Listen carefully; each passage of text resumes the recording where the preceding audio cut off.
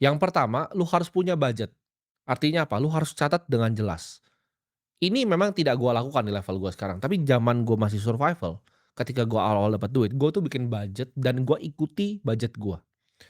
Orang yang punya rencana, itu lebih mungkin nyampe ke tujuannya dibanding orang yang nggak punya rencana sama sekali. Kalian hidup ini tuh butuh rencana, ya, butuh rencana, butuh aksi. Jadi lu bikin budget, lu hitung, ya, gaji saya sekian, pengeluaran saya harus sekian.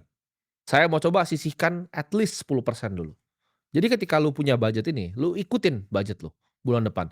Jangan budget lu itu misalnya untuk makan 2 juta, terus lu kepikiran, "Oh, ini karena diajak teman ada 150 ribu." Jangan, ikutin budget. Kan lu di level 1 survival.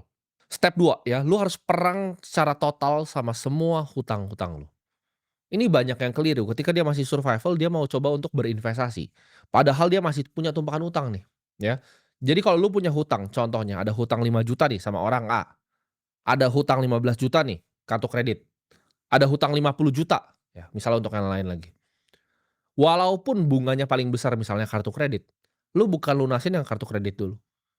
Lu lunasin adalah hutang yang paling kecil. Jadi 5 juta dulu, 15 lalu 50, ya. Ini berapa pun angkanya, misalnya 3 ada 5, lu selesaikan dari yang paling kecil, ya. Karena secara mentalitas manusia ketika lu berhasil selesaikan satu hutang, lu kan pede untuk bisa selesaikan hutang yang lain.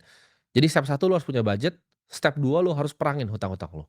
Dan yang ketiga lu bangun fondasi kecil, ya. Ini ibaratnya kita sebutnya fondasi, ya. Ketika lu punya fondasi ini, lu akan hidup lebih nyaman. Fondasi ini adalah uang tabungan lu, ya. Ini tidak perlu diinvestasikan dulu, at least lu ada 10 juta gitu di tabungan. Angka yang lu nyaman terserah, mau lu misalnya gaji 50 juta, angkanya misalnya 100 juta terserah. Tapi lu harus punya fondasi. Jadi 3, senjatanya cuma 3. Nggak ada cara lain ya, ini nggak ada cara lain untuk keluar. Lu harus lakukan 3 ini. Ini nggak masalah gaji lu berapa, nggak masalah income lu berapa, ini masalah mindset. Karena banyak orang gajinya 50 juta, kayak gue bilang tadi, dia cicil rumah 30 juta, dia cicil mobil 10 juta, uangnya sisa 10 juta, itu udah stres dia habis itu. Setelah lu terapin 3 basic tadi, lu akan naik ya, ke namanya financial stability.